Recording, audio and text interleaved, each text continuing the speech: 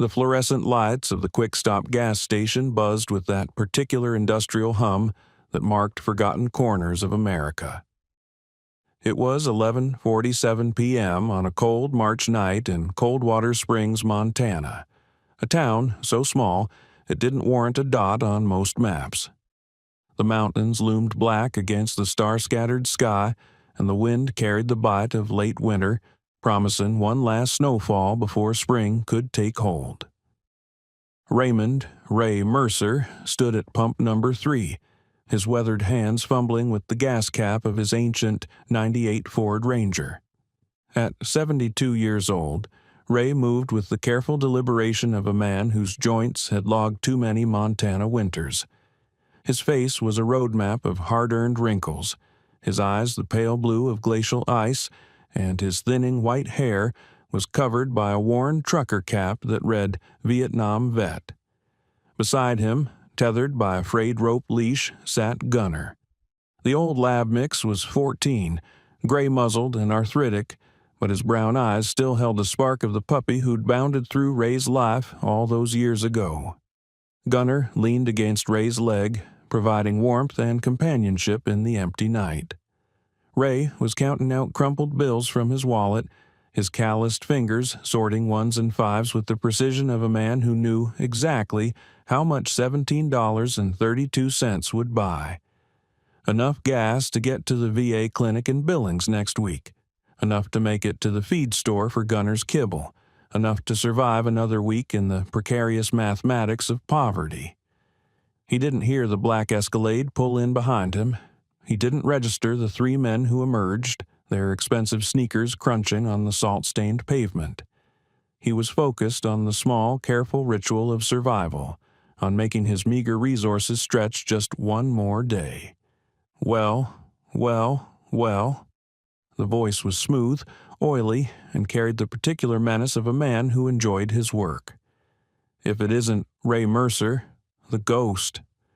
Ray's fingers froze on the bills. His entire body went rigid. He knew that voice. He'd been hearing it in his nightmares for 3 months. Dante Volkov.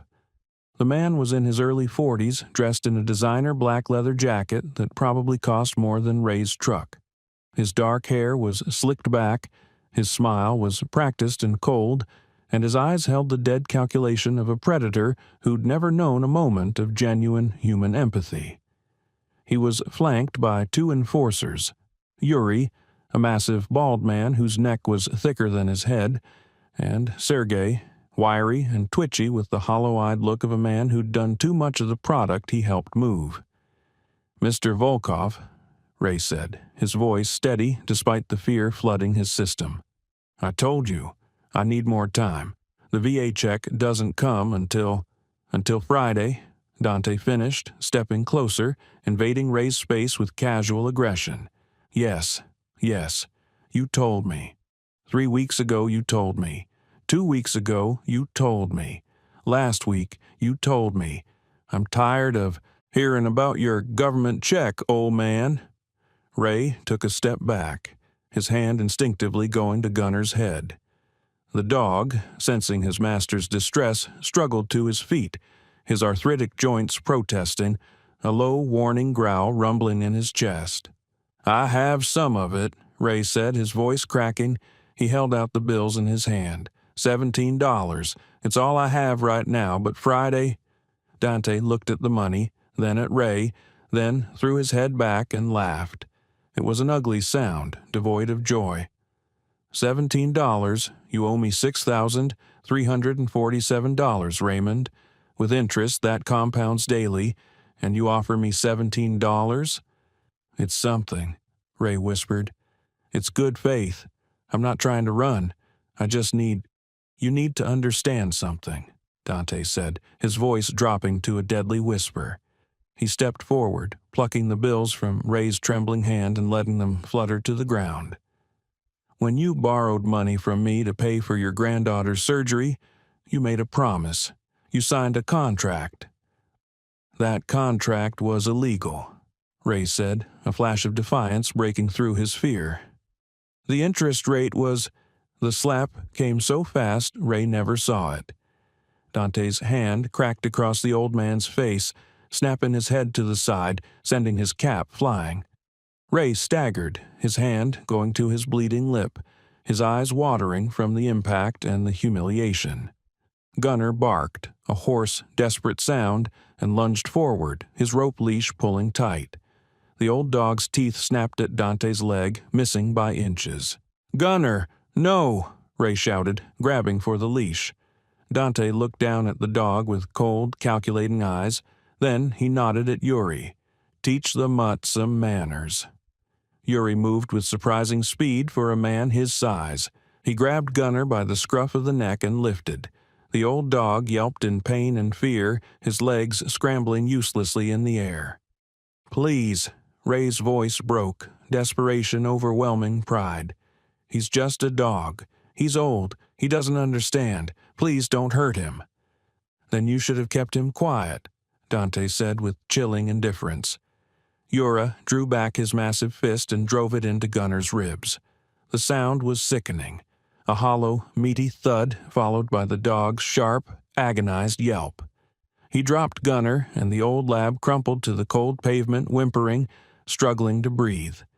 Ray dropped to his knees beside his dog, his hands trembling as they hovered over Gunner's heaving body, afraid to touch him, afraid of causing more pain. "You animals," he whispered, tears streaming down his weathered face. "He's just a dog." "And you're just a debtor," Dante said, crouching down to Ray's level, forcing the old man to meet his eyes. "You have until Friday. Not Friday afternoon. Not Friday evening. You have until Friday morning, 8 a.m. You bring me $6,347, or I come to that sad little trailer you live in, and I take everything. Your truck, your furniture, your dog." He smiled. "And if you still can't pay, I'll start taking pieces of you. Am I clear?" Ray nodded, his entire body shaking, his focus entirely on Gunner, who was whimpering softly, each breath labored and painful.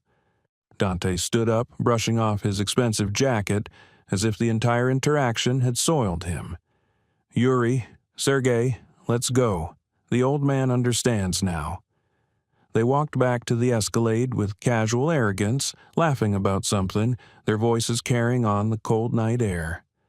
The engine roared to life, the vehicle's taillights painting the gas station red as it pulled away, disappearing into the darkness.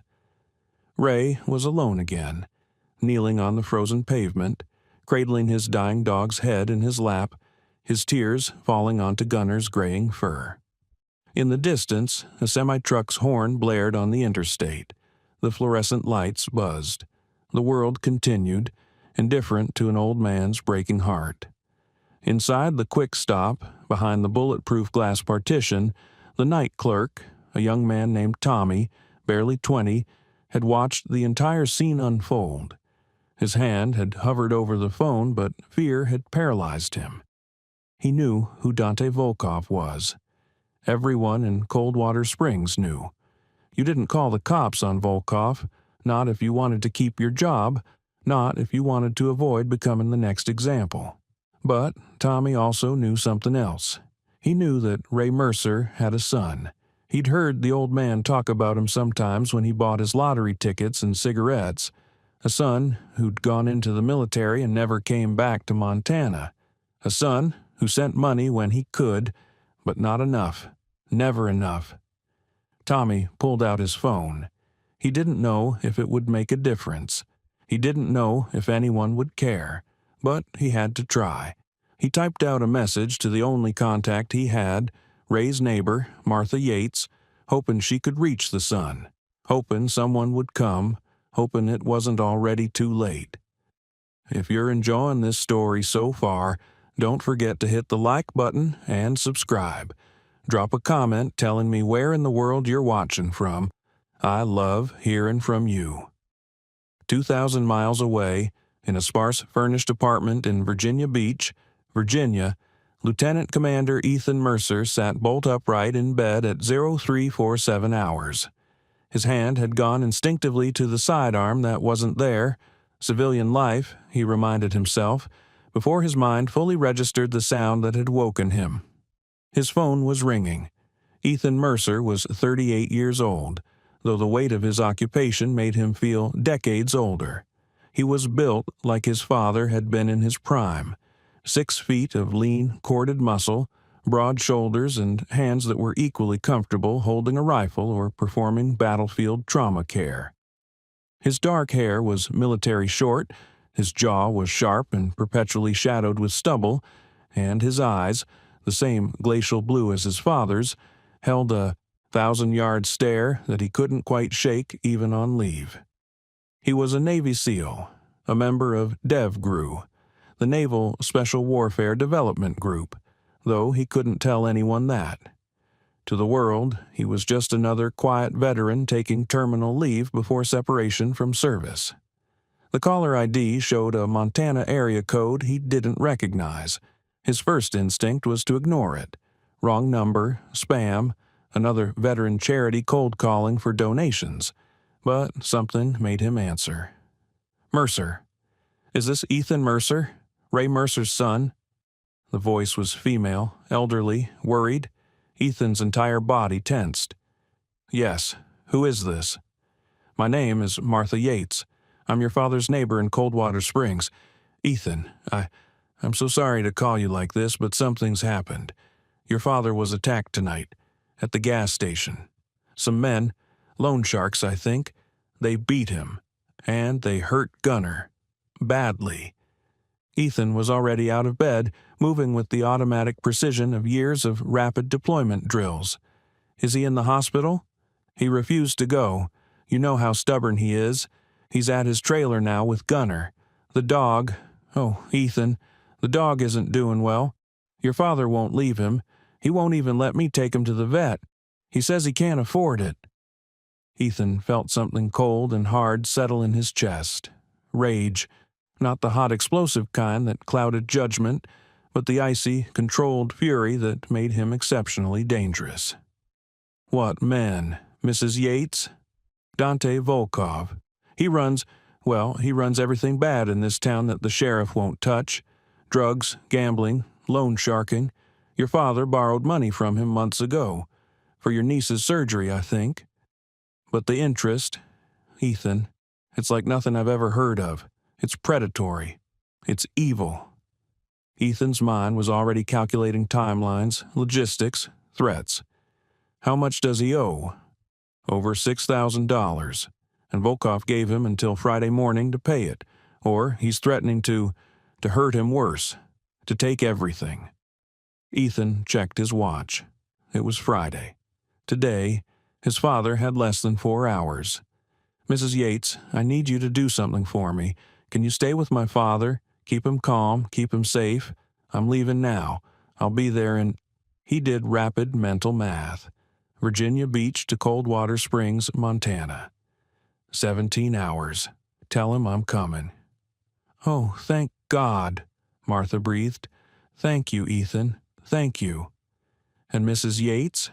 If those men come back before I get there, you call 911 immediately. Don't let my father engage with them. Do you understand?" Yes, I will." Ethan ended the call and stood in the darkness of his apartment, his mind a tactical computer running scenarios, threats, and solutions. His father was in danger. An old man with no one to protect him, facing predators who operated with impunity in a town too small and too scared to fight back. He walked to his closet and opened it.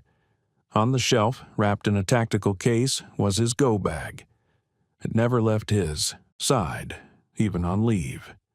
Inside were clothes, cash, emergency supplies, and his personal sidearm, a Sig Sauer P226, the same weapon he'd carried through 3 combat deployments.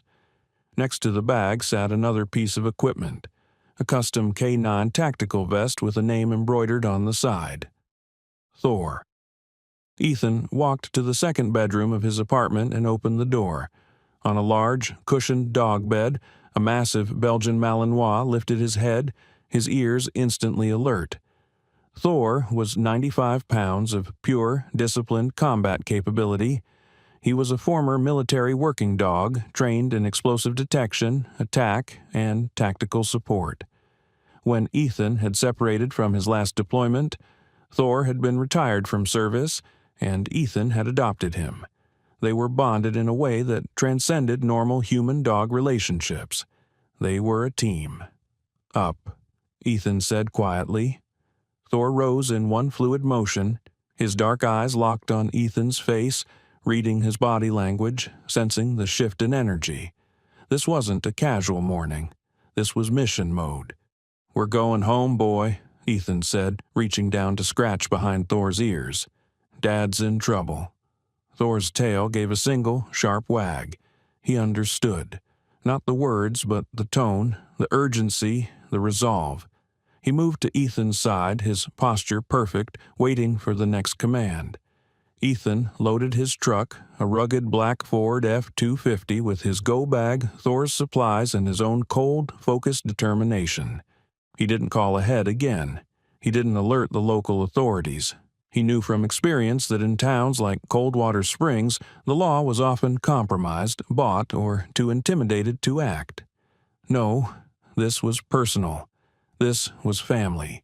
He was 17 hours away, but in his mind, he was already there, already calculating the threat, already planning how to dismantle Dante Volkov's operation piece by piece.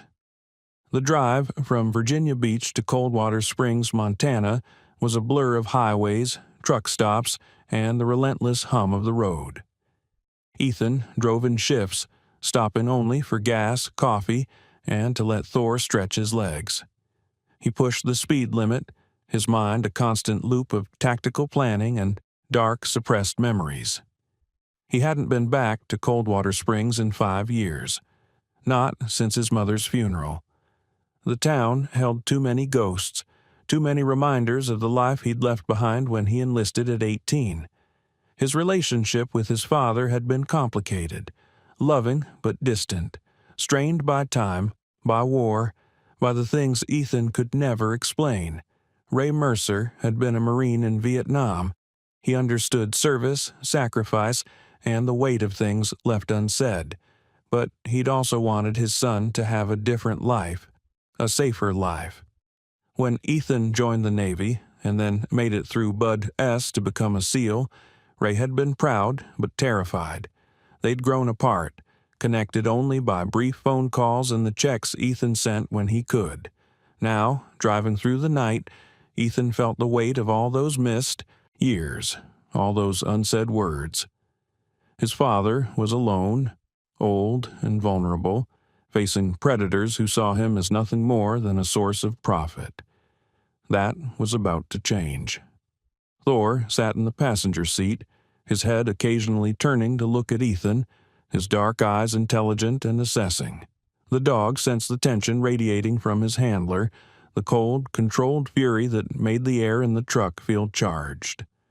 "Almost there, boy," Ethan murmured as the sun began to rise, painting the Montana sky in shades of amber and crimson. Almost there.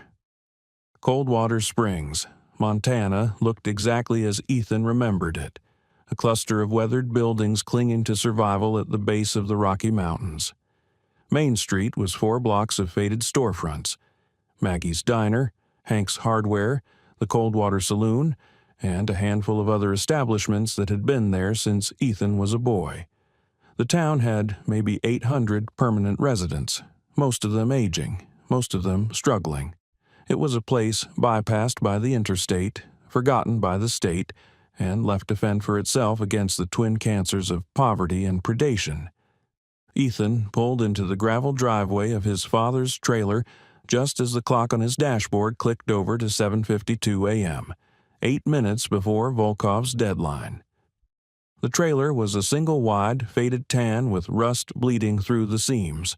A small wooden porch, sagging and rotted in places, led to the front door. The yard was a patch of dirt and struggling weeds, and parked beside the trailer was his father's ancient Ford Ranger, the driver's side mirror held on with duct tape. Ethan killed the engine and sat for a moment, his hands on the steering wheel, his eyes scanning the property with a trained operator's gaze. No vehicles. No threats visible. But the hairs on the back of his neck were standing up. Something was wrong. Thor sensed it too. The dog's ears were forward, his body tense, a low vibration of a growl starting in his chest. "Easy," Ethan said quietly. "Heel." He stepped out of the truck and Thor followed, moving to his left side in perfect formation. Ethan's hand went instinctively to the concealed holster under his jacket, his fingers brushing the grip of his cig. He approached the trailer. The front door was slightly ajar. Through the gap he could hear voices, his father's, strained and desperate, and another voice, smooth and venomous. Ethan's blood went cold. They were already here. He moved to the side of the trailer, pressing his back against the cold metal siding, listening. Thor was a shadow at his side, absolutely silent, waiting for a command. "Told you, I don't have it all," Ray's voice, trembling but defiant. "But I have some. I have 2,000. It's everything I have. Take it. Give me one more week." 2,000? Dante Volkov's voice was mocking, cruel. "Out of $6,347, you bring me 2,000? Where's the rest, old man? Did you spend it on dog? Food for that pathetic mutt? Please." Ray's voice broke. "He's dying. The vet said his ribs are fractured. He needs surgery. He needs to be put down," Dante said flatly. "Like you should be. Yuri, check the back rooms. See if this old fool is hiding anything valuable." Ethan heard heavy footsteps inside the trailer, moving deeper into the space. His father's trailer had 2 bedrooms and a bathroom in the back. Yuri would be in there for maybe 30 seconds. 30 seconds was all Ethan needed. He moved to the front door, Thor at his side, and pushed it open with one hand, the other drawing his sidearm in a smooth, practiced motion. He stepped inside, his weapon up, his body a coiled weapon. The scene was exactly as he'd imagined. Ray was standing in the tiny living room, his face bruised, his lips split, his hands held up in a gesture of pleading. On the sagging couch beside him, wrapped in a blanket, was Gunner. The old dog's breathing was shallow and labored, his eyes glassy with pain. Dante Volkov stood in the center of the room, flanked by Sergei, the wiry enforcer. Both men turned at Ethan's entrance, their expressions shifting from surprise to calculation. "Who the hell are you?" Dante demanded, his hand going to the pistol tucked into his waistband. "I'm his son," Ethan said, his voice flat, cold, devoid of emotion. "And you need to leave. Now." Ray's eyes widened. "Ethan? Oh God, Ethan, you shouldn't be here. You need to—" "Dad," Ethan cut him off, his gaze never leaving Dante. "Sit down. This is over." Dante's initial surprise was giving way to a cold, calculating smile. He took in Ethan's stance, the weapon held with professional ease, the massive dog sitting perfectly still at his side. "Military?" he guessed. "Let me guess, you're going to be the hero. Save the old man. Very touching." "I'm giving you one chance," Ethan said. "Walk out that door. Forget about the debt. Forget about my father. If you do that, you get to walk away." Dante laughed, a harsh, ugly sound. "You think you can threaten me? In my town?" He gestured to Sergei. "Do you have any idea who I work for? The people I'm connected to? You pull that trigger and you're a dead man." "You're right," Ethan said, his voice dropping to a lethal whisper. "I pull this trigger and I'll have consequences. Federal investigation, maybe even charges." He tilted his head slightly, his blue eyes like chips of ice. "But you'll be dead, so you won't care." The temperature in the room seemed to drop 10 degrees. Sergei, who'd been reaching for his own weapon, froze. Dante's smile faltered. "Thor," Ethan said quietly, "watch." The Belgian Malinois shifted, lowering into a crouch, his eyes locked on Dante, his lips pulling back in a silent snarl. It wasn't the snarl of an aggressive pet. It was the controlled, terrifying promise of a trained weapon. Dante took an involuntary step back. His bravado, so effective against old men and terrified debtors, evaporated in the face of a man who radiated lethal competence. "Yuri!" Dante called toward the back of the trailer, his voice cracking slightly. "Get out here!" The massive enforcer emerged from the back hallway, his expression confused. He saw Ethan, saw the gun, saw Thor, and his hand went to the pistol at his hip. "Don't," Ethan said, his voice a command. "You draw that weapon and my dog will be on you before you clear leather. He's trained to go for the throat. You'll bleed out before the ambulance gets here." Yuri looked at Thor, at the dog's bared teeth and coiled readiness, and his hand slowly moved away from his weapon. "Smart," Ethan said. "Now, all three of you, out. Walk backward, keep your hands where I can see them. If anyone even twitches toward a weapon, this gets messy." Dante's face was a mask of barely controlled rage, but underneath, Ethan could see fear. The predator had become prey, and he knew it. "This isn't over," Dante hissed as he backed toward the door. "You just made the biggest mistake of your life." "Noted," Ethan said flatly. "Now get out of my father's house." The three men backed out onto the porch, then scrambled toward the black Escalade parked at the edge of the property. Engines roared, gravel sprayed, and they were gone, leaving nothing but the smell of exhaust and the echo of threats. Ethan lowered his weapon, but didn't holster it. His eyes remained on the road, scanning for any sign of return. "Thor, perimeter." The dog immediately moved, circling the trailer in a wide, silent patrol, his nose working, his senses on full alert. Ethan finally turned to his father. Ray was sitting on the couch now, his hand on Gunner's head, tears streaming down his weathered face. "Ethan," Ray whispered, "you came." "Of course I came, Dad," Ethan said, his voice softening for the first time since he'd entered. He crossed the room in 2 strides and knelt beside the couch, his hand gently joining his father's on Gunner's head. "I'm here. You're safe now." Ray sobbed once, a sound of profound relief and shame. "I'm sorry. I'm so sorry. I didn't want to burden you. I thought I could handle it.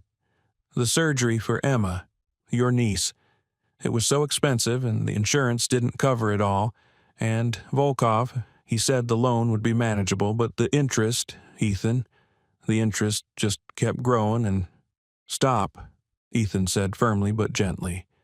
"You did what you had to do to save your granddaughter. That's not shameful. That's love." He looked at Gunner, at the old dog's labored breathing, and felt a surge of rage. "We're taking him to the vet, now, and we're getting him the surgery he needs. I can't afford—" "I can," Ethan said. "I've got savings, more than enough. Gunner's getting help, Dad. Today." Ray looked at his son, this stranger in his living room who looked like the boy he'd raised but moved like something forged in fire and violence. "Who did you become, Ethan?" he whispered. Ethan met his father's eyes. "Someone who protects his family," he said simply. "If this story has you on the edge of your seat, make sure to subscribe and turn on notifications so you never miss stories like this. Your support means everything and helps me bring you more incredible true stories of courage and loyalty." The only veterinary clinic in Coldwater Springs was a small, single-story building on the edge of town, painted a fading yellow with a hand-painted sign that read, "Dr. Sarah Chen, DVM." Ethan pulled into the gravel parking lot, cradling Gunner in his arms. The old dog was barely conscious, his breathing shallow and ragged. Ray followed, his face pale with worry and exhaustion. Thor remained in the truck, on guard, his dark eyes scanning the surroundings with unblinking vigilance. Ethan pushed through the front door, setting off a cheerful bell. The small waiting room was empty except for a young woman behind the reception desk. She looked up, her eyes widening at the sight of the large man holding a clearly distressed dog. "Emergency," Ethan said, his voice clipped and urgent. Internal injuries, fractured ribs, possible internal bleeding. The receptionist was already moving, pressing a button on her desk. Dr. Chen, emergency in the front. A door at the back of the waiting room opened, and a woman emerged. Dr. Sarah Chen was in her mid-30s, petite, with glossy black hair pulled back in a ponytail, sharp, intelligent eyes behind wire-rimmed glasses, and hands that moved with confident precision. She took in the scene in a glance. The injured dog, the desperate old man, and the imposing stranger radiating controlled urgency. "Bring him back," she said immediately, gesturing toward the exam room. "Quickly."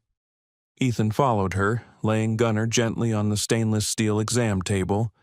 Dr. Chen's hands were already moving over the dog's body, her touch gentle but thorough, her eyes focused and assessing.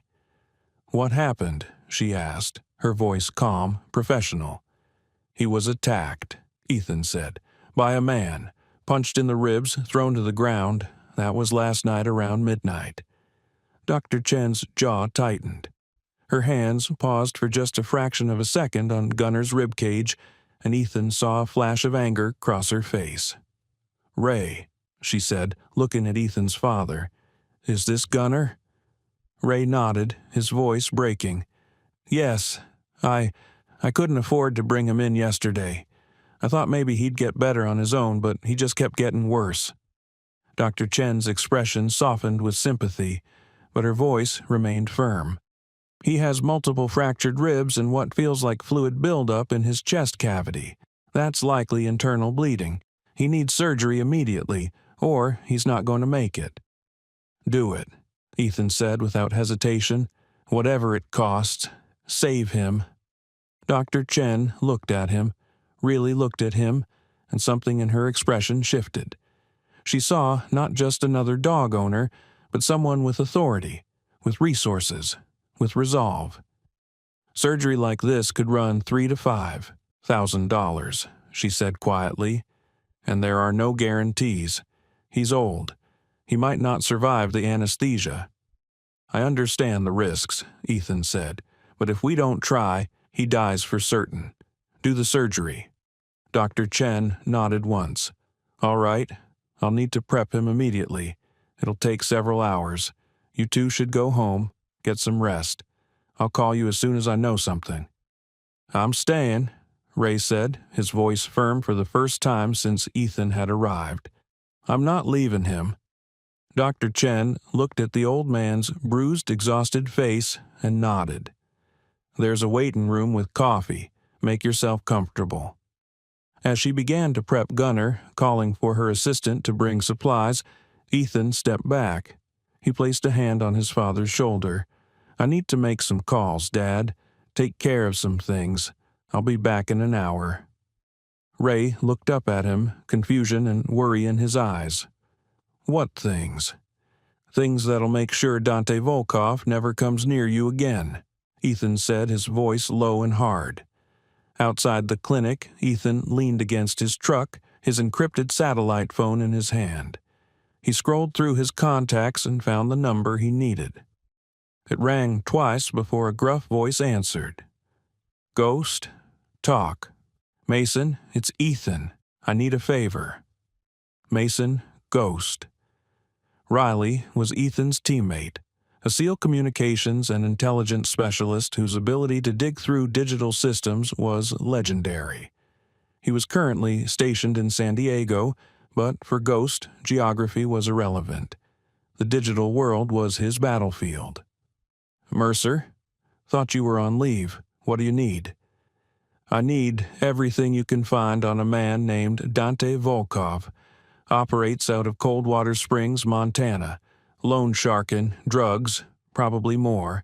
I need to know who he works for, where his money goes, who protects him." There was a pause. "This official?" "No," Ethan said. "This is personal. My father's involved." Another pause. "Say no more. Give me 2 hours. I'll send you an encrypted file." "Thanks, Ghost. Mercer, whatever you're planning, be smart. Don't do anything that'll get you locked up. The teams need you." "I'm always smart," Ethan said, a grim smile touching his lips. "I just don't always look it." He ended the call and made another, this time to the sheriff's department. A bored voice answered on the third ring. "Coldwater Springs Sheriff's Department." "I need to speak to Sheriff Dawson," Ethan said. "It's about an ongoing criminal matter involving Dante Volkov." The voice on the other end immediately became cautious. "Can I ask who's calling?" "Ethan Mercer. I'm Ray Mercer's son. My father was assaulted last night by Volkov and his men. I have testimony, and I'm prepared to file formal charges." There was a long pause. "Hold, please." Ethan waited, his eyes scanning the quiet street. A few locals walked past, their eyes lingering on his truck, on Thor sitting in the passenger seat, on the out-of-place presence of someone who clearly didn't belong in their small, scared town. "This is Sheriff Dawson." The voice was older, tired, and carried the weight of a man who'd made too many compromises. "Mr. Mercer, I appreciate your call, but filing charges against Mr. Volkov is complicated." "Complicated how?" Ethan's voice was ice. "Volkov has connections, legal representation, and frankly, it's usually just he said, she said situations. Without physical evidence or independent witnesses." "I have a witness," Ethan cut him off. "Tommy, the clerk at the quick-stop gas station. He saw the entire assault, and my father has injuries that can be documented." Dawson sighed, a sound of profound weariness. "Mr. Mercer, I'm going to be honest with you. I've been sheriff in this town for 20 years. I've seen men like Volkov come and go. They're protected. They have lawyers who make evidence disappear, witnesses who recant, and judges who owe them favors. If you push this, you'll make an enemy of a very dangerous man." "I already have," Ethan said. "This morning, at my father's house, when I ran him off at gunpoint." There was a sharp intake of breath on the other end. "You did what?" "Volkov and 2 of his men were in my father's trailer, threatening him, demanding payment. I intervened. I gave them a chance to leave peacefully. They took it." "Jesus Christ," Dawson muttered. "Do you have any idea what you've done? Volkov doesn't forget. He'll come back. And when he does, it won't be to talk." "I'm counting on it," Ethan said. "When he does, I'll have evidence, and I'll be ready. Sheriff, you can either do your job and start building a case against this man, or you can stay bought and watch what happens when someone who doesn't scare easily pushes back. Your choice." He ended the call before Dawson could respond. Thor watched him through the truck window, his head tilted slightly, his dark eyes intelligent and assessing. The dog sensed his handler's mood, the cold, controlled fury that was building beneath the calm surface. "Not yet, boy," Ethan murmured, reaching through the window to scratch Thor's ears. "But soon." 2 hours later, Ethan's phone buzzed, a secure message from Ghost. He opened it and began to read, his expression growing darker with every line. Subject: Dante Volkov. Occupation: loan shark, drug distribution, illegal gambling. Known associates: Yuri Kozlov, enforcer; Sergei Petrov, enforcer. Others financial trail. Payments traced to shell corporations, all leading to a parent organization based in Seattle. The Krylova Bratva, Russian organized crime syndicate. Primary contact: Viktor Krylova, suspected head of Pacific Northwest operations. Local protection: payments made to Councilman James Harlow, Coldwater Springs Town Council. Sheriff's Department Slush Fund. Assessment: Volkov is a mid-level operator, not a decision-maker. He answers to Krylova. Any aggressive action against Volkov will trigger response from the Bratva. Ethan read the report twice, committing every detail to memory. This wasn't just a local thug operation. This was organized crime with deep roots and dangerous connections. He wasn't surprised. He wasn't even deterred. He was, however, going to need a plan that didn't just deal with Dante Volkov. He needed to cut off the head of the snake. His phone rang. Dr. Chen. "Mr. Mercer, Gunner made it through surgery. He's stable. It was touch and go, but he's a fighter. He should make a full recovery with proper care."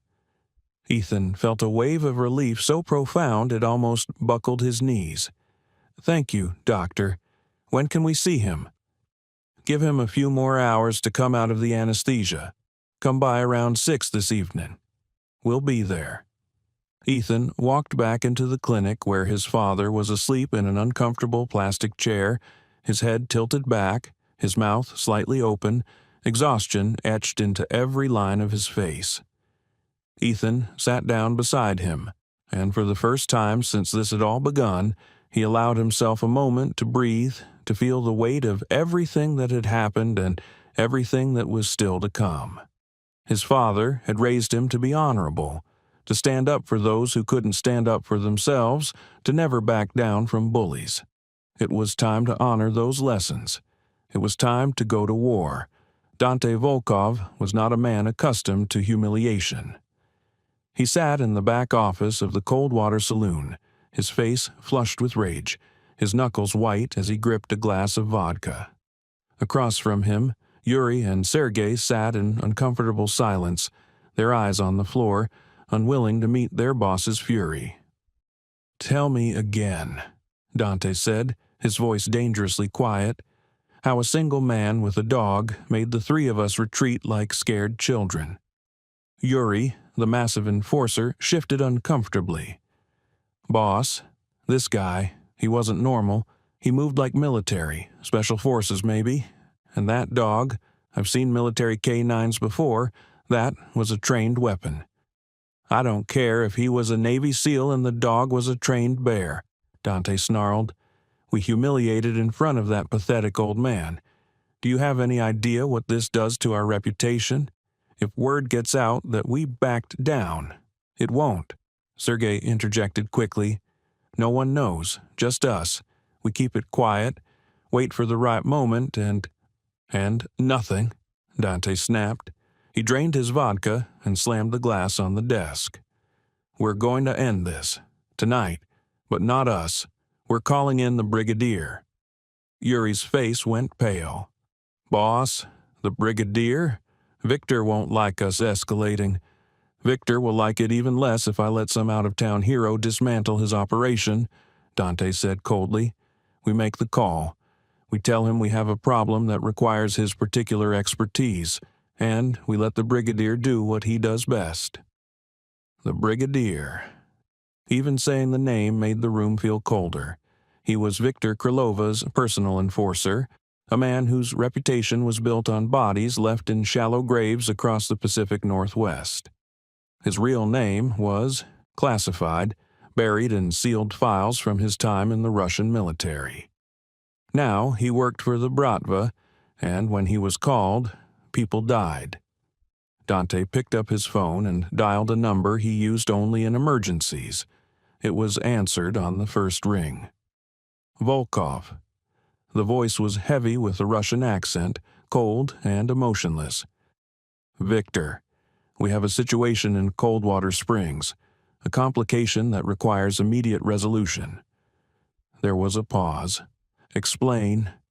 Dante recounted the morning's events, carefully framing it to minimize his own failure while emphasizing the threat posed by Ethan Mercer. When he finished, there was a long silence on the other end. "This man, he is military?" "Yes, special forces, I think. Navy SEAL, maybe." Another pause. "And he is protecting his father?" "Yes." "This is not a complication, Dante. This is an opportunity. If we eliminate a military operator defending his family, we send a message. No one is untouchable. I will send the Brigadier. He will assess, and he will act." "When?" Dante asked. "Tonight. Be ready." The line went dead. Dante set down his phone, a slow, cruel smile spreading across his face. "The Brigadier arrives tonight. Tomorrow there will be no more problems." While Dante Volkov was making his call, Ethan was sitting in his father's trailer, his laptop open, analyzing the intelligence Ghost had sent. Thor lay at his feet, his head on his paws, his ears occasionally twitching at sounds outside. Ray had gone to lie down in his room, the exhaustion and stress finally overwhelming him. Ethan was alone with his thoughts and his plans. He pulled up a map of Coldwater Springs on his screen, overlaying it with financial data, property records, and surveillance camera locations Ghost had pulled from municipal databases. He was building a picture of Dante Volkov's operation, where he conducted business, where his money was stored, who protected him. The Coldwater Saloon was the hub. It was owned by a shell corporation that traced back to Victor Krylova. The back office was where Volkov conducted his loan sharking and drug deals. The basement was rumored to be a counting room, though no law enforcement had ever secured a warrant to search it. Ethan zoomed in on the building's layout. Single entrance in the front, rear fire exit, second floor with 3 rooms, likely living quarters for whoever needed to be on site. No external security cameras, but that didn't mean there weren't internal ones. He began running scenarios. A direct assault was out of the question. Too many variables, too many witnesses, and, frankly, too illegal. He wasn't a vigilante. He was a protector. There had to be a way to dismantle Volkov's operation without crossing lines he couldn't uncross. His phone buzzed. A text from Ghost. "Check your email. New intel. You're not going to like it." Ethan opened his encrypted email and downloaded the file. It was a dossier on a man known only as the Brigadier. The file was sparse. No real name, no photo, just a list of suspected kills and a profile that read like a nightmare. Subject, unknown, codename, Brigadier. Suspected occupation, enforcer, Victor Krylova Bratva. Background, former Russian Spetsnaz discharged under classified circumstances. Med. Close-range assassinations, prefers blades, highly trained in hand-to-hand combat, estimated body count, 30+, current status. Active Pacific Northwest region, threat. Assessment, extreme. Ethan read the file twice, his expression hardening. If Volkov had called in the Brigadier, this was no longer just about protecting his father. This was about survival. His phone rang. It was Dr. Chen. "Mr. Mercer, I wanted to give you an update. Gunner is awake and stable. You can come see him now if you'd like." "Thank you, Doctor. We'll be there in 20 minutes. Ethan woke his father gently, and together they drove back to the clinic. Thor remained in the truck, on guard, his senses attuned to every movement, every sound. Inside the clinic, Dr. Chen led them to the recovery area. Gunner was lying on a soft blanket in a large crate, an IV line running into his leg, his breathing steady and even.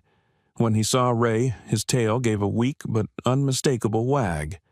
Ray knelt beside the crate, his hand reaching through the bars to touch Gunner's head. Tears streamed down his face. "Hey, buddy. Hey, boy. You're okay. You're going to be okay." Dr. Chen stood beside Ethan, her arms crossed, her expression thoughtful. "He's strong, stronger than I expected. With rest and proper care, he should make a full recovery." "Thank you," Ethan said, his voice sincere. "You saved his life." Dr. Chen looked up at him, her dark eyes sharp and assessing.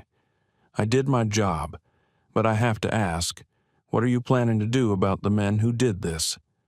Ethan met her gaze. "Why do you want to know?" "Because I've lived in this town for 3 years," she said quietly. "I've patched up dogs that were accidentally poisoned by Volkov's men. I've treated people who've been beaten for not paying their debts. I've reported it to Sheriff Dawson and nothing ever happens. Dante Volkov operates with complete impunity, and everyone in this town is too scared to do anything about it." She stepped closer, lowering her voice.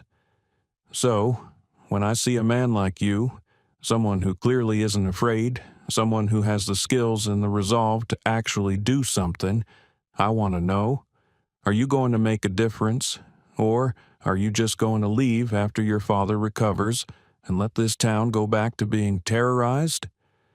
Ethan looked at her for a long moment. He saw intelligence, courage, and a deep, burning frustration. This was a woman who cared, who wanted to help, who was trapped by the same fear that paralyzed everyone else. "I'm not leaving," he said simply. "Not until this is finished." Dr. Chen nodded slowly. "Good, because if you need help, information, resources, anything, I'm in. I'm tired of watching Volkov destroy this town." "I'll keep that in mind," Ethan said. "But what I'm planning, it's going to get dangerous. People could get hurt." "People are already hurt," Dr. Chen said. "At least now, someone's finally fighting back." Thank you so much for watching until the end. If this story touched your heart, please share it with someone who needs to be reminded that heroes still exist.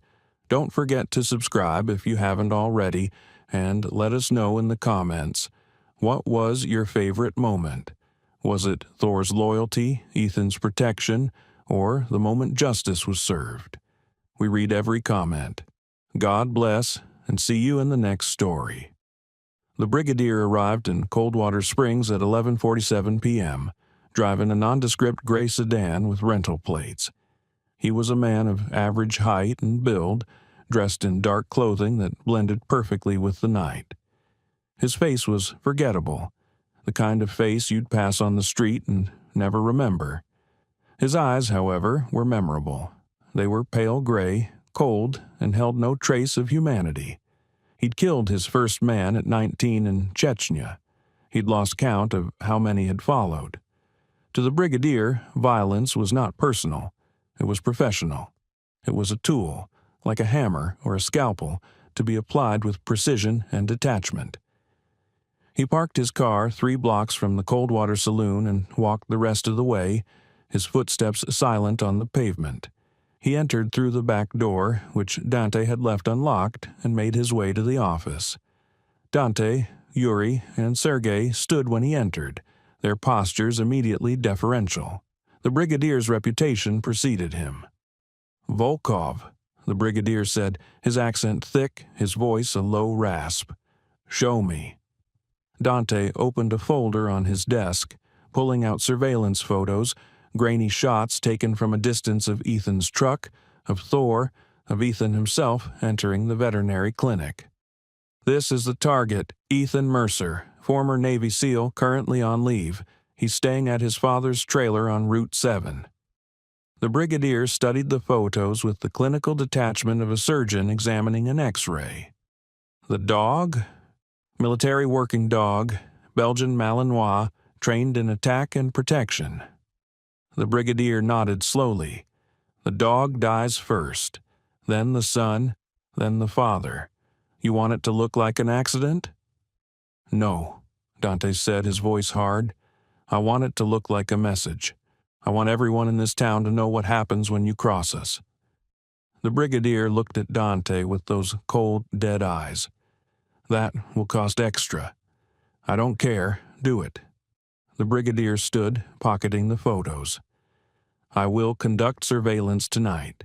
I will strike tomorrow at dusk. By this time tomorrow night, your problem will be eliminated. He walked out of the office as silently as he'd entered, a ghost moving through the world, leaving death in his wake. Ethan didn't sleep that night. He sat on the porch of his father's trailer, his cig resting on his lap, his senses attuned to every sound, every movement in the darkness. Thor was on patrol, circling the property in wide, silent loops, his nose and ears working overtime.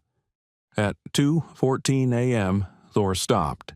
His body went rigid, his ears forward, his gaze locked on a point in the tree line 50 yards away. He didn't bark, he didn't growl, he simply stood, a living statue, radiating tension. Ethan's hand tightened on his weapon. "What is it, boy?" Thor didn't respond, his focus absolute. Ethan activated the thermal monocular he'd retrieved from his go bag, scanning the tree line.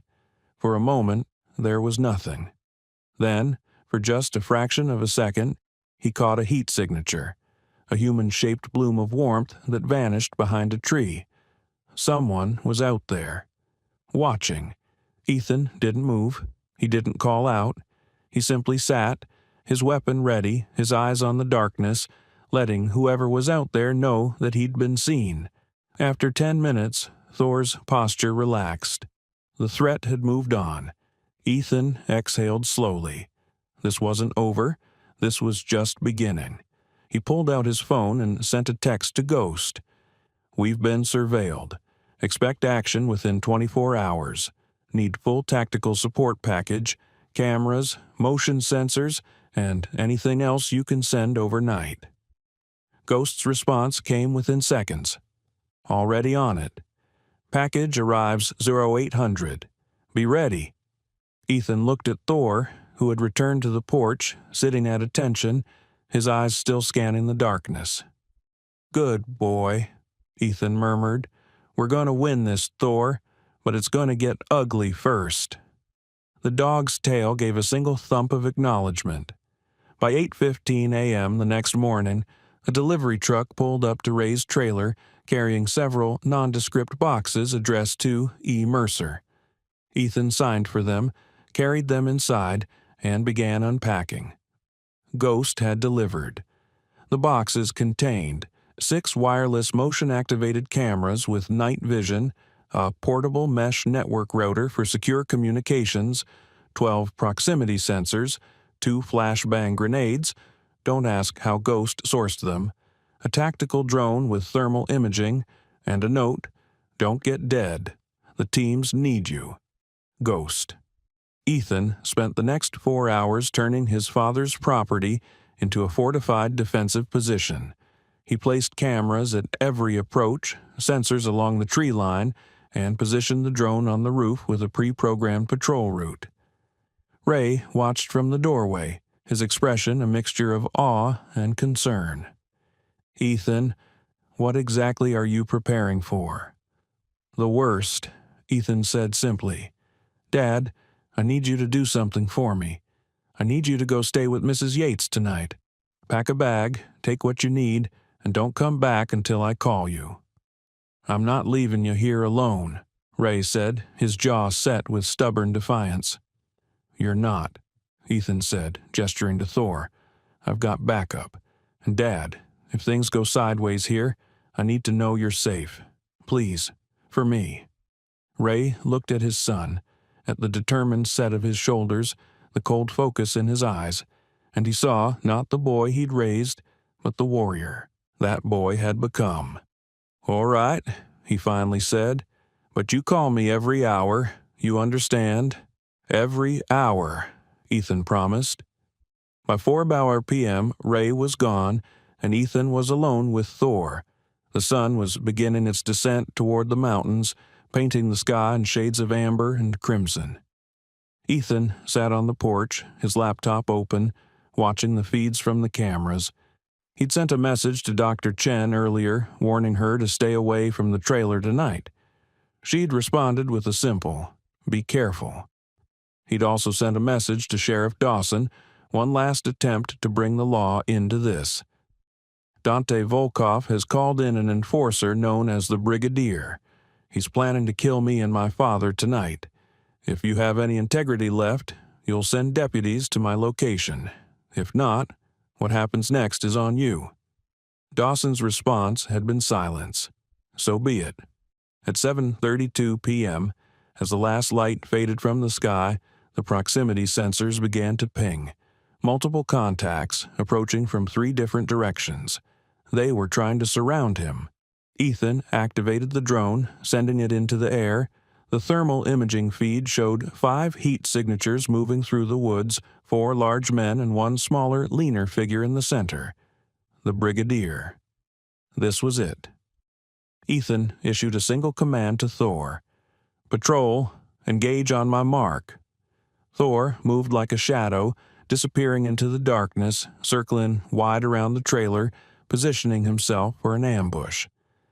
Ethan picked up his rifle, an M4 carbine he'd acquired through channels he'd never discuss, checked the magazine, and moved to a defensive position inside the trailer, away from windows with clear lines of sight on the primary approach. The first man emerged from the tree line. It was Yuri, the massive enforcer, carrying a pistol in one hand and a baseball bat in the other. Behind him came Sergei and two other men Ethan didn't recognize, hired muscle, probably from Seattle, and bringing up the rear, moving with a predator's grace, was the Brigadier. He carried no visible weapons, just his hands, and that was somehow more terrifying than any gun. They approached the trailer in a tactical formation, professional and coordinated. They weren't amateurs. This was going to be a fight. The Brigadier gestured silently, and the four men split up, two toward the front, two toward the back. Ethan triggered the flashbang he'd positioned near the front steps. The explosion was blinding, deafening, disorienting. The two men at the front staggered, their hands going to their ears, their weapons dropping. In that instant, Thor struck. He came out of the darkness like a missile, hitting Yuri from the side, his jaws clamping down on the big man's gun arm. Yuri screamed, trying to shake the dog off, but Thor held on with relentless, trained determination. Ethan burst out of the trailer, his rifle up, his movements precise. "Federal agent, drop your weapons." It was a lie, but a calculated one. The hired muscle, already disoriented from the flashbang and watching their partner get mauled by a 90-pound dog, hesitated. Sergei didn't. He raised his pistol, aiming for Ethan. Ethan fired twice. Non-lethal shots, hitting Sergei in the shoulder and leg. The man went down screaming. The hired muscle dropped their weapons and ran, crashing through the woods in blind panic. That left the Brigadier. The enforcer hadn't moved during the chaos. He'd simply watched, assessing, calculating. Now he looked at Ethan with those cold, dead eyes, and he smiled. "You are good," he said, his voice a low rasp. "But you are alone, and I have killed men better than you." "Thor, release," Ethan commanded. The dog immediately let go of Yuri, who collapsed, clutching his mangled arm, and moved to Ethan's side, blood on his muzzle, his eyes locked on the Brigadier. "I'm not alone," Ethan said, "and you made a mistake coming here." The Brigadier moved. He was fast, impossibly fast for a man his age. He closed the distance in 3 strides, a knife appearing in his hand as if by magic. Ethan dropped his rifle, no time to aim, and met the attack with trained precision. He deflected the knife strike, countered with an elbow to the Brigadier's ribs, spun, and delivered a sidekick that would have dropped a normal man. The Brigadier barely staggered. He came again, the knife a silver blur in the darkness. They fought in silence, a brutal, efficient exchange of strikes and counters. Ethan was younger, stronger, but the Brigadier was experienced, ruthless, and had nothing to lose. The knife caught Ethan's forearm, a shallow cut that burned. He ignored the pain, trapped the Brigadier's wrist, and delivered a devastating knee strike to the man's solar plexus. The Brigadier gasped, the first sign of weakness, and Ethan pressed the advantage. He swept the man's legs, slammed him to the ground, and delivered a precise strike to the side of his neck, a blow designed to render unconscious without killing. The Brigadier went limp. Ethan stood, breathing hard, blood dripping from his arm. He looked around. Yuri was unconscious from blood loss. Sergei was whimpering, clutching his wounds. The hired muscle were gone. And then, from the road, came the sound of sirens. Blue and red lights painted the trees. Sheriff Dawson's voice crackled over a bullhorn. "This is the sheriff's department. Drop your weapons and come out with your hands up." Ethan looked at Thor, at the carnage around them, and allowed himself a grim smile. Dawson had finally shown up. Better late than never. He raised his hands and walked toward the lights, Thor at his side, knowing that the real battle, the legal one, was just beginning. But he'd won. His father was safe. The Brigadier was neutralized, and Dante Volkov's operation was about to come crashing down.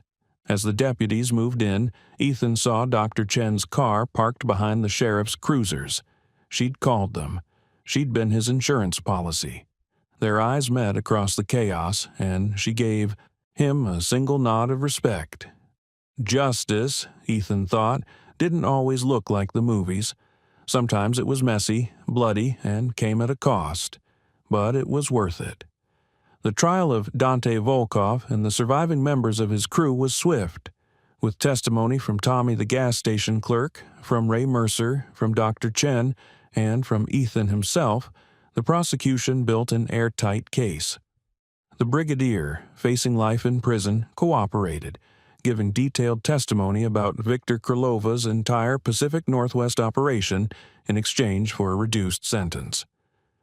Volkov was sentenced to 25 years.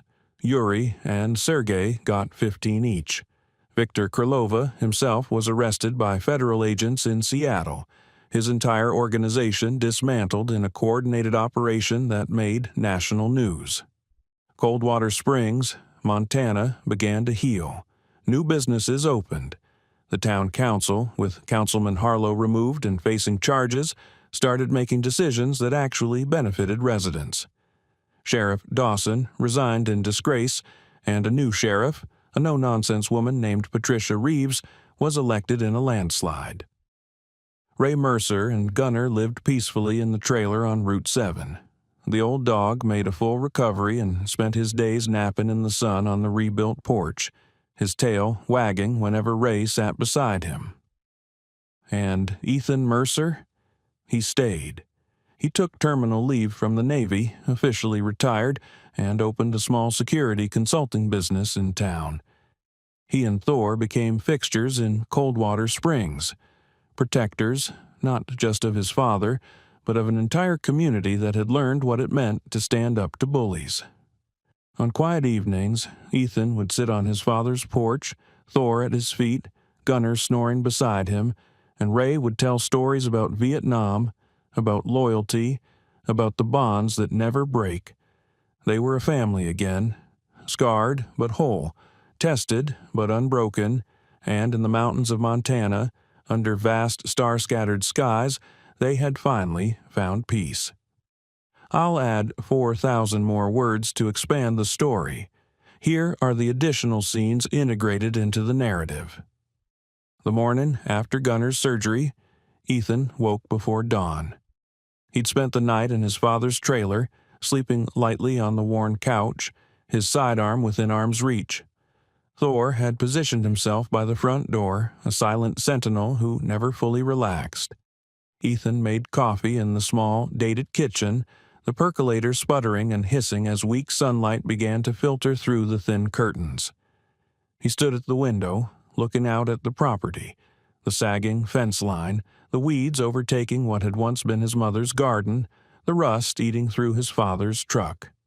This was poverty, not the dramatic, cinematic kind, but the slow, grinding erosion of dignity that came from never having quite enough. It made his chest tight with a mix of guilt and rage. Guilt that he hadn't been here, hadn't seen how bad things had gotten. Rage at the predators who'd seen his father's, desperation, and turned it into profit. His phone buzzed. A text from Dr. Chen. Gunner had a good night. Vitals stable. You can visit after 9 a.m. Ethan texted back, "Thank you. We'll be there."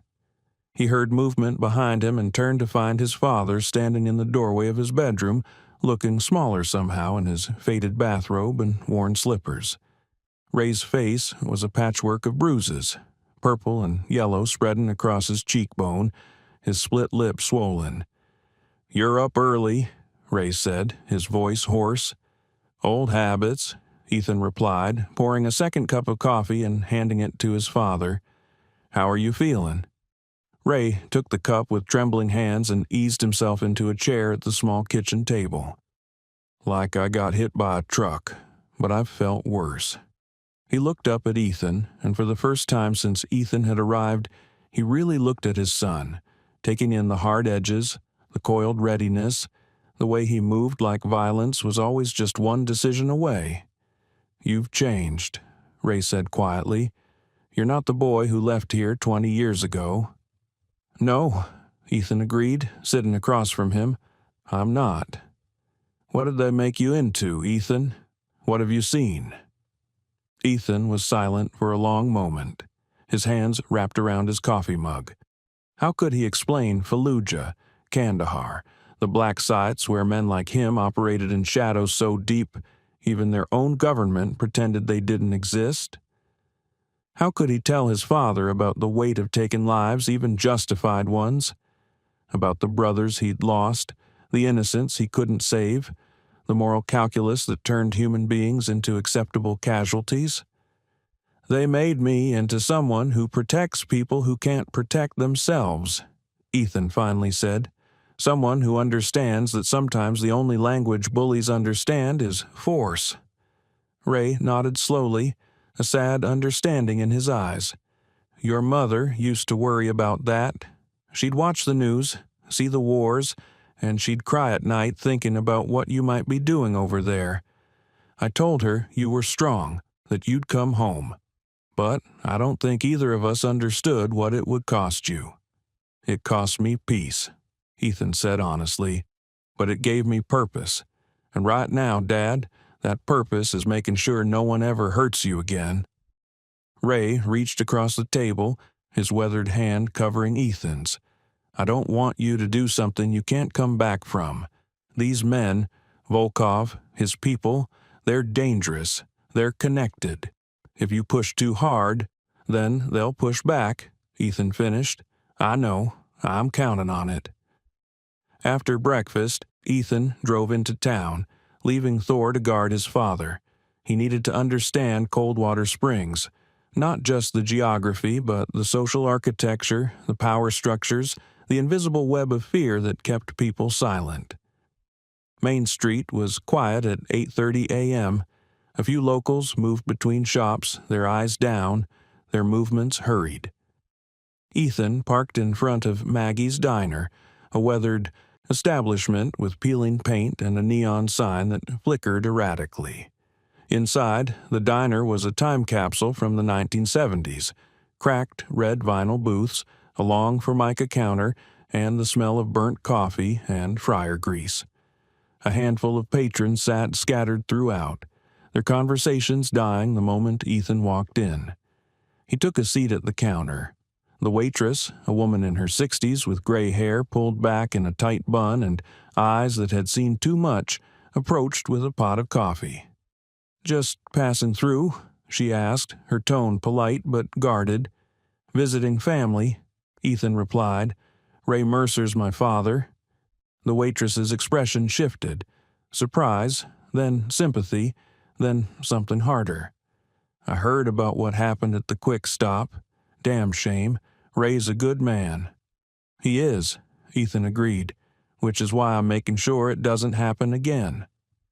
The woman, her name tag read Maggie, set down the coffee pot and leaned in slightly, lowering her voice. "You need to understand something, son. Dante Volkov owns this town. Not legally, but in every way that matters. He's got the sheriff in his pocket, half the town council, and enough muscle to make problems disappear. Good people have tried to stand up to him before. They don't try twice." "What happened to them?" Ethan asked. Maggie's jaw tightened. "Ben Patterson owned the hardware store. He refused to pay Volkov's protection fee. His store burned down 3 months later. Insurance wouldn't pay. Called it arson. Said Ben must have done it himself for the money. He left town broke and broken." She refilled Ethan's cup, even though he hadn't touched it. "Sarah Kim ran the motel out on Route 7. She let a reporter stay there, someone investigating Volkov's operation. The reporter disappeared. Sarah's daughter had a car accident the next week, brake lines cut. Sarah sold the motel for pennies and moved to California." "And the sheriff did nothing," Ethan said. It wasn't a question. "The sheriff does exactly what Volkov pays him to do, which is nothing," Maggie said bitterly. "We've got no recourse, no protection. We're just trying to survive until we can get out or until we die. That's what Coldwater Springs has become." Ethan looked around the diner at the handful of patrons, a young mother with 2 kids, an elderly couple sharing a single plate of pancakes to save money, a man in a construction vest staring into his coffee like it held answers. These were his father's neighbors, his community, and they were living in occupied territory, held hostage by a criminal who operated with complete impunity.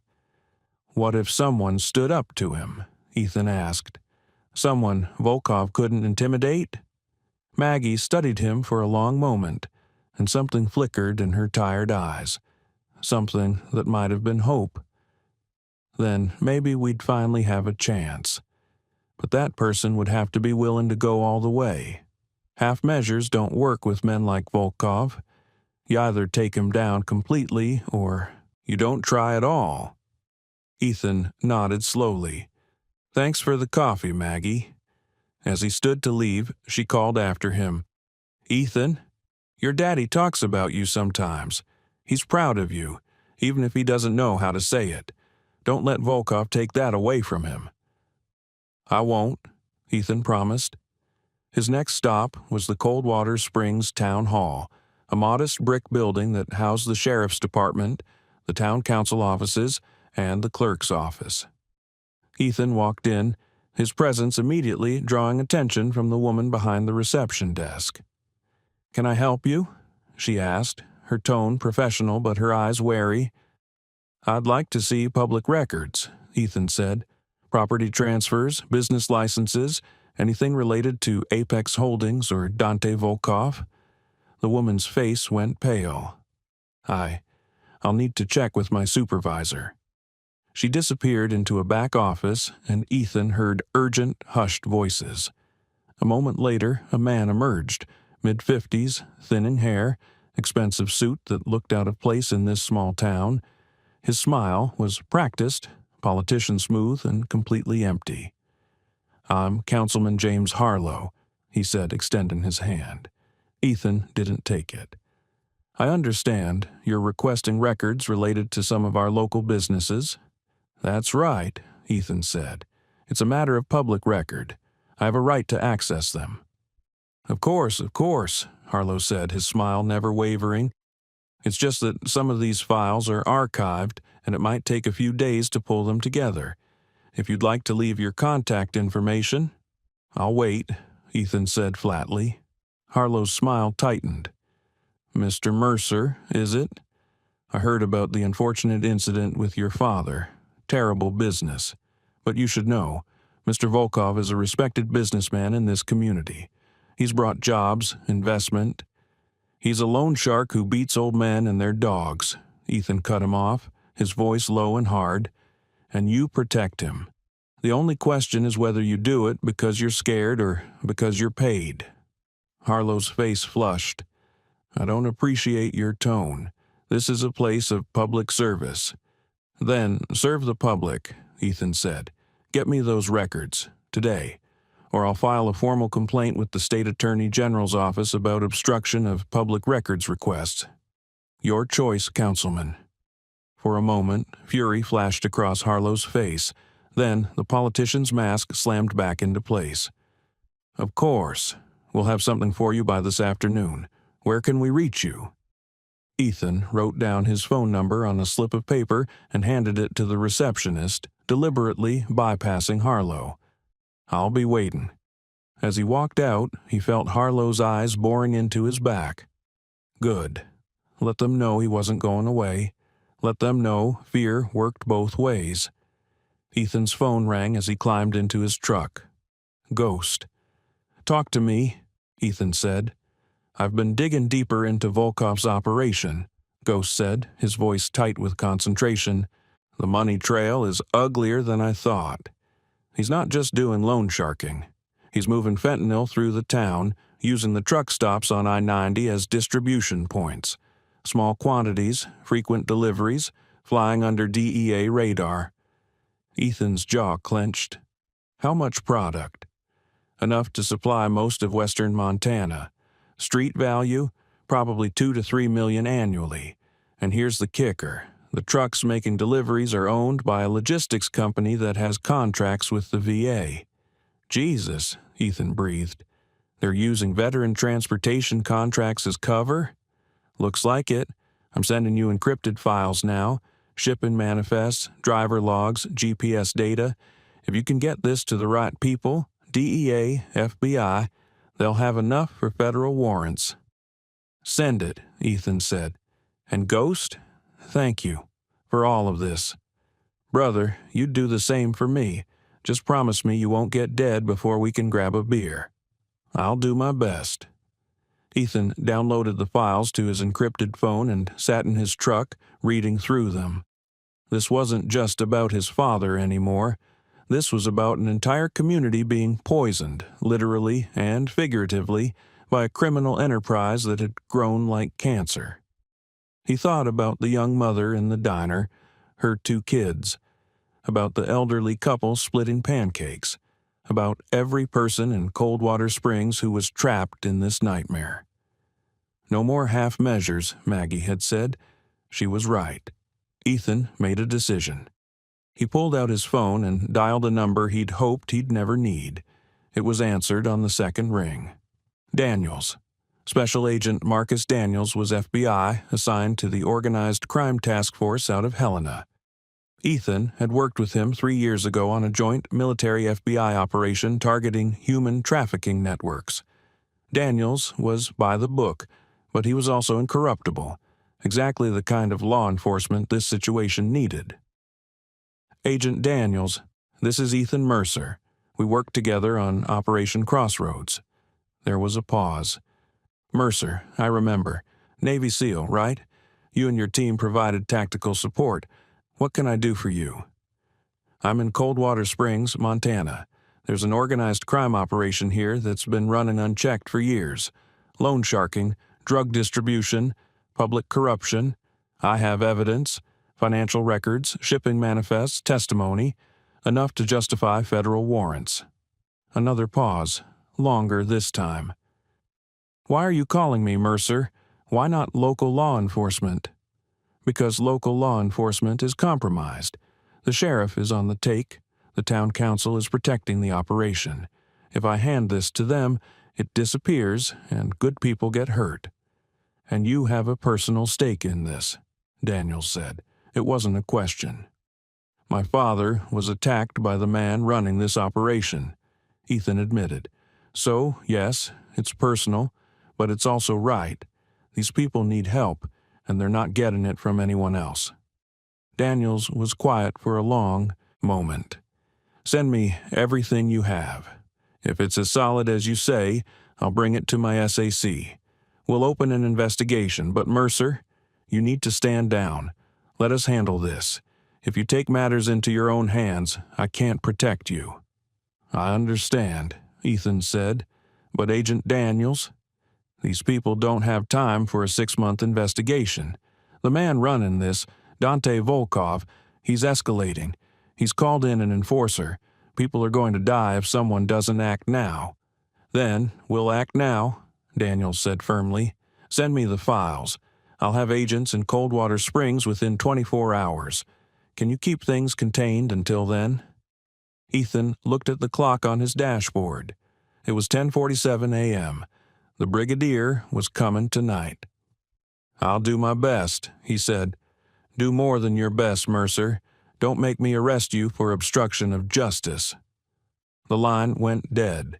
Ethan sent the encrypted files, then sat back in his truck, his mind racing through scenarios. The FBI would come, but they'd be methodical, careful, legal. They had to build cases that would hold up in court. That took time. He didn't have time. The Brigadier was already here, already planning, which meant Ethan needed to be ready for war while praying for peace. He drove to the veterinary clinic and found his father already there, sitting in the waiting room, his hands folded in his lap, his eyes red-rimmed from lack of sleep. They said I could see him in a few minutes, Ray said as Ethan sat beside him. Dr. Chen said he's doing well, but he needs to stay here for another day or two. Make sure the internal bleeding doesn't restart. That's good, Ethan said. That's really good, Dad. They sat in silence for a moment, surrounded by the quiet sounds of the clinic, phones ringing, dogs barking in the back, the gentle hum of medical equipment. "I've been thinking," Ray said finally, his voice barely above a whisper, "about what you said this morning, about purpose. I used to have that. When your mother was alive, when you were a kid, I had a reason to get up in the morning, you know. But after she died, after you left, I don't know. I just sort of drifted, and drifting makes you vulnerable." "Dad, let me finish," Ray said, his voice firmer now. "I borrowed that money from Volkov because I was ashamed. Ashamed that I couldn't help my granddaughter on my own. Ashamed that I had to ask for help. And that shame made me desperate. And desperate people make stupid decisions." He looked at Ethan, his pale blue eyes shining with unshed tears. "But you came back. You didn't hesitate, didn't judge, didn't lecture. You just came and you fixed it. And I realized something. I raised a good man. Whatever else I did wrong in my life, I did that right." Ethan felt his throat tighten. "You did a lot of things right, Dad?" "I hope so," Ray said, "because now I want you to tell me the truth. What are you planning? I know you, Ethan. I know that look in your eyes. You're not just defending me. You're going on the offensive." Ethan considered lying, softening the truth, but his father deserved better. "Volkov's called in a professional, an enforcer from the Russian mob. He's coming tonight to kill me, probably you too. I've set up defenses at the trailer. I've contacted the FBI, but there's going to be a confrontation, Dad, and it's going to be violent." Ray was silent for a long time. Then he nodded. "Then you do what you need to do, but promise me one thing. Anything. Promise me you'll come back, that you won't let them turn you into something you're not. Violence for protection is one thing. Violence for revenge is another. Don't cross that line." "I won't," Ethan promised. "I'm not an executioner, Dad. I'm a protector. That's all I've ever been." A door opened, and Dr. Chen emerged, a small smile on her face. "He's awake, and he wants to see you." They followed her to the recovery area where Gunner lay, his tail given a weak but enthusiastic wag at the sight of Ray. The old man knelt beside the crate, his hand reaching through to touch the dog's graying muzzle, and for the first time in days, Ethan saw his father smile. It was a moment of pure, simple joy in the middle of a nightmare, and it reminded Ethan exactly why he was doing this. Some things were worth fighting for. Some things were worth any cost. Family, loyalty, justice, those weren't abstract concepts. They were embodied in an old man kneeling beside his wounded dog, both of them survivors, both of them still here because someone had finally stood up to the predators. Ethan stepped back, letting them have their moment, and pulled out his phone. He had hours of preparation left before the Brigadier came. Hours to turn his father's property into a fortress. Hours to make sure that when the wolves came, they'd find not a victim, but a warrior ready to meet them with controlled, righteous fury. The war was coming, and Ethan Mercer was ready. This expansion deepens the community context, adds emotional layers to the father-son relationship, introduces the FBI investigation thread, and builds more tension leading into the final confrontation. The story now has even more weight and stakes before the climactic battle. Thank you so much for watching until the end. If this story touched your heart, please share it with someone who needs to be reminded that heroes still exist. Don't forget to subscribe if you haven't already, and let us know in the comments. What was your favorite moment? Was it Thor's loyalty, Ethan's protection, or the moment justice was served? We read every comment. God bless, and see you in the next story.